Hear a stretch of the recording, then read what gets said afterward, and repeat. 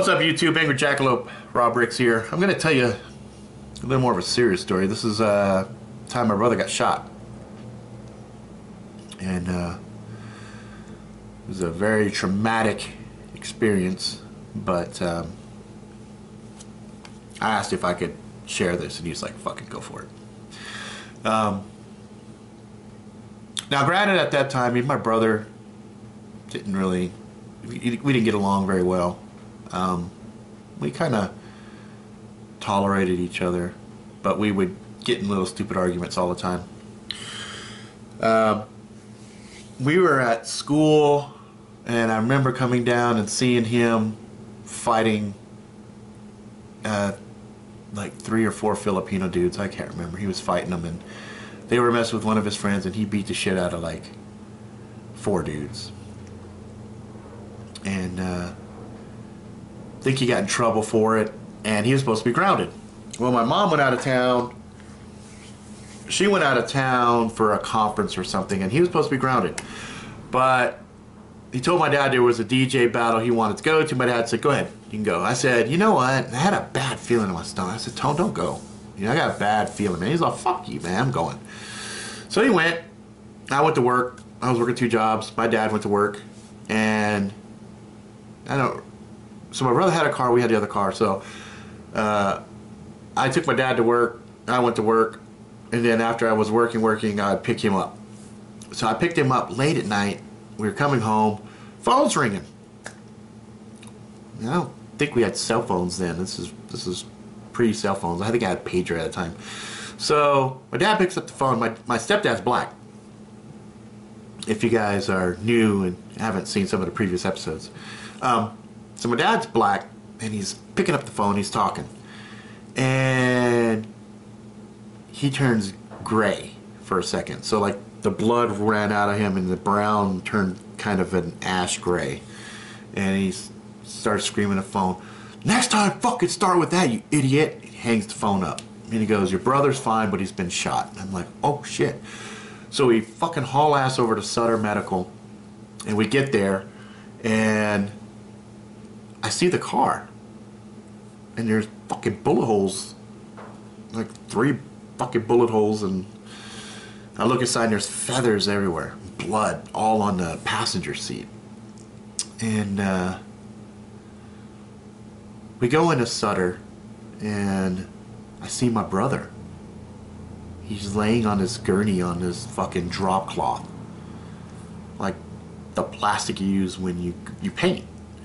And it's just pooled blood in there, and he's sitting there just fucking and he had a couple of little loose bandages on him, but nothing major. And I'm like, and my dad's checking him out. My dad's talking to one of the other nurses, and my dad at that time was ER nurse, so this was shit he's seen day in, day out. So he quickly assesses his thing and talks to one of the nurses, and I turn to him and say, why aren't they doing anything? Why aren't they fucking helping him? Why is he not like in a fucking operation or something? And he's all, because it's an in and out wound, you know. It went in, it went all the way through. So the only thing you do with that is you can pack the wound to keep it from bleeding. But other than that, you don't do anything with it. And I'm like, what the fuck? And my brother's just fucking, he's just so miserable. So much fucking pain. I just feel so fucking helpless. I mean, granted we didn't get along, but we always came together. So I had this fury, this fucking, I wanted payback. I wanted to fuck and destroy whoever did this to my family. Okay? And Jesse the Bean comes up to me and says, yeah, we know who the fuck did this. And they tell me the motherfucker's name. And I'm not going to say the fucker's name. I'll get to him in a little bit. And I knew who the fucker was. I knew where he stayed. And my brother's all, don't do anything stupid. You know, they hurt me, but don't do anything stupid. And I was like, fuck. And you know, I can get mad, and as long as I have a split second, I need that split second, I can regain control. But there are some times where that split second gets me just in a world of shit. Okay, but I had plenty of time here to process what my brother said, process what they had told me. So the cops come over and they're like, hey, we need to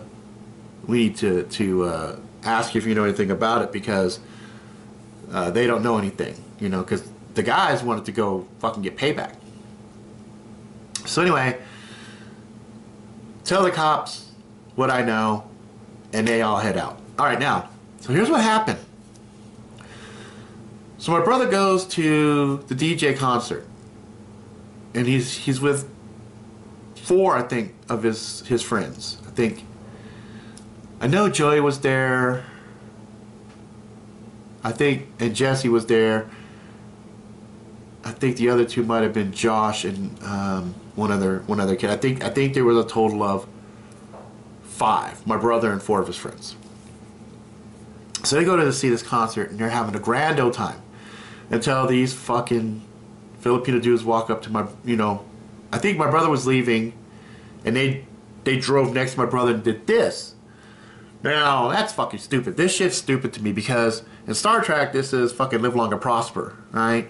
To these fucking idiots, this was vigilantes. This was their fucking gang sign. Vigilantes, right? I'm like, fuck you. So my brother is like looking at 2 of these guys, and he's like, these are some small motherfuckers. And I think one of them was one of the dudes, either one of the dudes that my brother beat the shit out of, or a friend of the dude, right? In any event, they recognized my brother, okay? And the one guy, let's just call him Dingleberry. Okay, so Dingleberry, my brother recognized and said, I kick this dude's ass any day of the week. Why are these motherfuckers acting all fucking brave and shit, right? And the motherfuckers had some screwdrivers they were showing my brother. My brother's, oh, fuck you. So my brother's thinking, you know what, it's just stupid, I'm out. So he fucking starts hauling ass out of there. So he saw 2 dudes in that car, to 5 dudes in his car. So he's thinking, you know, they got a knife, they got some shit, they got something in there that they think is going to even the odds. And so my brother's like, you know what, I don't know if I like that or not. So my brother takes off. So he's doing a $150, no, not a $150, $120, about 120 miles an hour, heading home, just hauling ass. And these motherfuckers are chasing him. He break a law, whatever, they break a law, whatever, and they're chasing him. So my brother gets to Ceremony Mall, and he's driving around there, and they're fucking following. My brother's getting pissed. I mean, he's fucking getting pissed, like, you know what, I don't give a fuck what they got. I'm about to fuck these dudes up. So then he comes, and he leaves Ceremony, he goes up in this one area, and he's like, fuck this. So he pulls over, jumps out the car, and he's like, what's up, motherfucker? And they keep going. And he's like, that's what I thought, you fucking faggots. Fuck you, you know? So they tear out, and they're gone. And I was like, that's what I thought, bitches. Now, my brother had a down jacket on, filled with all that feathers and shit like that, okay? So all of a sudden, car comes back around the corner this way, starts coming again. And my brother's like, oh, okay, they want more, right? So he sees the guy, Dingleberry, and he sees the driver, or Dingleberry might have been the driver, I can't remember now. In any event, he sees those 2, and they come up. And my brother's looking, all of a sudden, in the back seat, a motherfucker comes up, like this, comes out of nowhere. My brother's like, oh shit. Then, boom, boom, boom, boom, boom. And my brother's like this, right? So he just does this, right? And they go, and he's like, fuck, fuck, fuck, fuck, fuck. And everybody's screaming, holy shit, holy shit, holy shit, right? And my brother thinks he's sweating. He's like, he feels wetness, and he's thinking he's sweating, but he sees these feathers in the air. And he's trying to figure out why these fucking feathers are just floating around in the air. Okay, so he goes like this.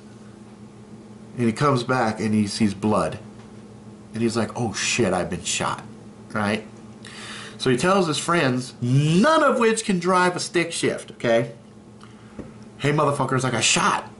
We gotta get to the ER. So he gets in the passenger side and closes the door, and he's just fucking leaking. He's just bleeding, okay? One of his friends gets in, and they don't know how to drive a stick. They just power and burn the shit out of it. Crank, crank, crank. They just fucking go. They get to the hospital, and that's when they called us. After my brother got there, my brother walked himself into the ER and basically said, I've been shot.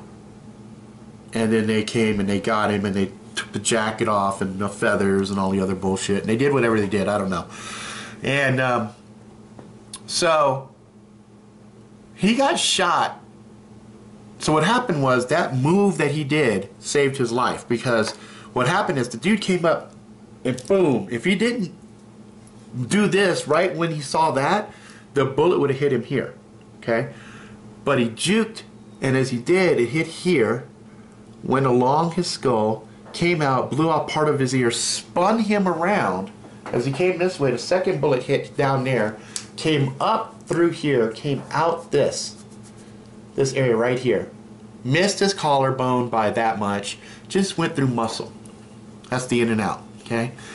This one was just superficial wound, went along skull, came out, blew up part of his ear, just a little bit, right? But that energy was enough to spin him, okay? And he thought he was turning to run. But what happened was it hit him, spun him, and he went down to run in that crouching position, again saving him, because if he was standing straight up, that bullet would have came through, probably would have blew out part of his chest on the exit, because it was 357. It was a cop's gun, incidentally. A bunch of Filipinos downtown San Francisco jumped him, took the gun.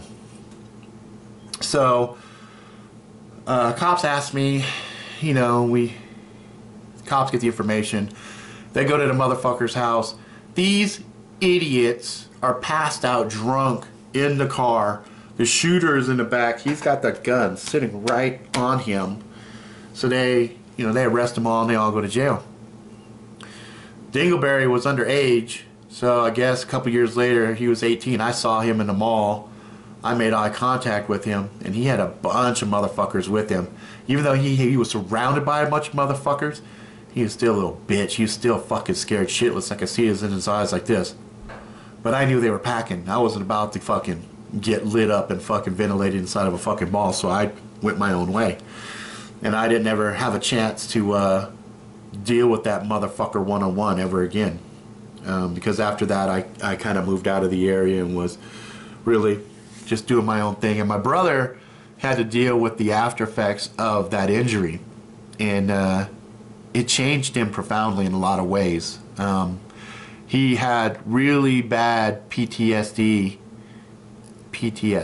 post-traumatic syndrome, post-traumatic stress. And he started drinking at that time because every time he'd go to sleep, he'd flash. He'd see that flash when he got shot. And, he cleaned up later and didn't touch alcohol ever again, but he was using alcohol as a young man to basically drink and pass out and deal with that. And then he had this is the last little bit of the story, which lets you see the kind of relationship we had at the time. So my dad had to pack the wounds.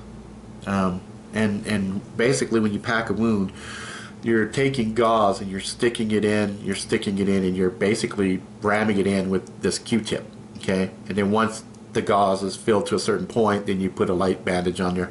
And this is how fucking hardcore my brother was. The day after being shot, heads wrapped up like the fucking mummy. Of course, this is wrapped up. This motherfucker is back at school.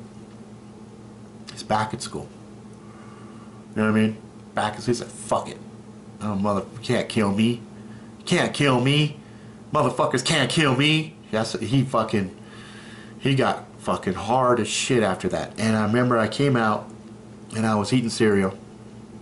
And he was gripping the table like this. My dad's packing these fucking wounds. He's like, and I can just hear the wood just as he's fucking holding. He's like this, and he's just fucking there packing wood. And I'm like, man, that shit looks like it fucking hurts. He's all, and I'm all, that hurt? That sucks. I had a bad feeling. Shouldn't went, at that time, I was definitely kick a horse when he was down. My brother didn't give a fuck. He was like, I could have said anything at that point. It didn't matter to him because it was so inconsequential to him. He had nearly died, and to be honest, that fucked with my head a lot too. I had seen people shot. I had seen, I had friends that had died, killed themselves. But family, that And it really fucked with me a little bit, because I was like, damn, you know, if he hadn't have done this, you know, had the skills to juke and everything, fuck, he'd have been dead. And the doctors even said it when they were explaining to my dad the in and out wounds. They said if the bullet had hit just a little higher, or a little lower, it would hit collarbone, and the fragments of that would have blew out and would have took his jugular. And the head one, obviously, if he didn't do that, it would have hit here, and that would have been an instant kill shot. You know, even though, you know, this part of your head is the hardest to actually do. People survive more headshots coming this way than they do, you know, this way. You know what I mean? But anyway, so yeah, that's the story of my brother got shot, and yeah, Dingleberry is a motherfucker. His sister was my girlfriend's good friend, so that's how I knew who he was. And he's a fucking little piece of shit. But that's how it was. That's how it was where we were growing up. You know, and we didn't live in a really super bad area, but it had gangs and stuff in there. Anyway, if you like it, please subscribe. Tell all your friends about it.